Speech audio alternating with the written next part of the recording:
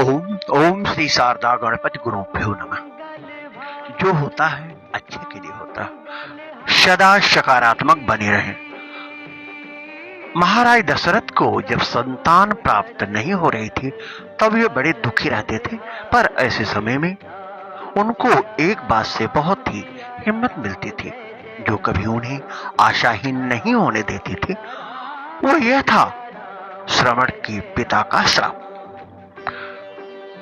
आप सोचिए जरा, राजा दशरथ जब जब दुखी होते थे तो उन्हें श्रवण के पिता का दिया श्राप याद आ जाता था। इसकी चर्चा कालिदास ने रघुवंश महाकाव्य में भी की है। श्रवण के पिता ने यह श्राप दिया था कि जैसे मैं पुत्र के वियोग में तड़प तड़प के मर रहा हूं, वैसे ही तू भी तड़प तड़प कर मरेगा। अब यहां दशरथ के मन का एक चिंतन, जो कि उन्हें संतान होगी या संतान नहीं होगी, इससे वे आश्वस्त हो जाते थे, क्योंकि दशरथ को पता था कि यह श्राप अवश्य ही फलीभूत होगा और इसका मतलब है कि मुझे इस जन्म में पुत्र की प्राप्ति अवश्य ही होगी, क्योंकि जब तक मुझे पुत्र की प्राप्ति नहीं होगी तब तक मैं तड़प तड़प के कैसे मरूंगा।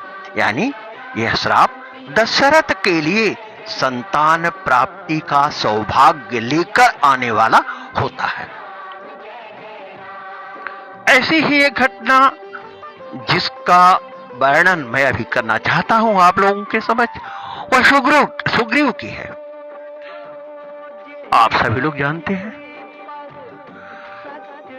सुग्रीव के बारे में। सुग्रीव बाली के भाई थे। तो सुग्रीव को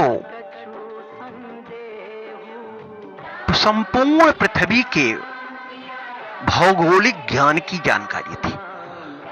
भगवान श्री राम सुग्रीव के भौगोलिक ज्ञान से बहुत ही हतप्रभ थे।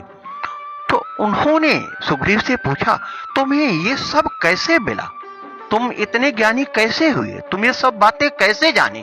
तो जानिए बाली ने क्या कहा। सुग्रीव ने क्या कहा, मैं बाली के भय से जब मारा फिर रहा था तब पूरा पृथ्वी हमें कहीं भी शरण देने को तैयार नहीं थी। पृथ्वी का कोई भी प्राणी मेरी मदद के लिए नहीं आ रहा था और इस परिक्रमा में मैंने पूरी पृथ्वी छान मारी और इसी दौरान मुझे सारी भूगोल का ज्ञान प्राप्त हो गया। अब अगर सुग्रीव पर यह संकट नहीं आया होता तो क्या उन्हें भूगोल का ज्ञान हो सकता था? और वह क्या माता जानकी की खोज कर सकते थे? इसलिए कहा गया है, जो कुछ होता है अच्छे के लिए होता है। इसलिए हमें हमेशा सकारात्मक बने रहना चाहिए और स्वयं ही अपने आप को प्रोत्साहित करते रहते हुए कठिनाइयों का, चुनौतियों का भरपूर स्वागत करते हुए अपने कार्य को साधना चाहिए।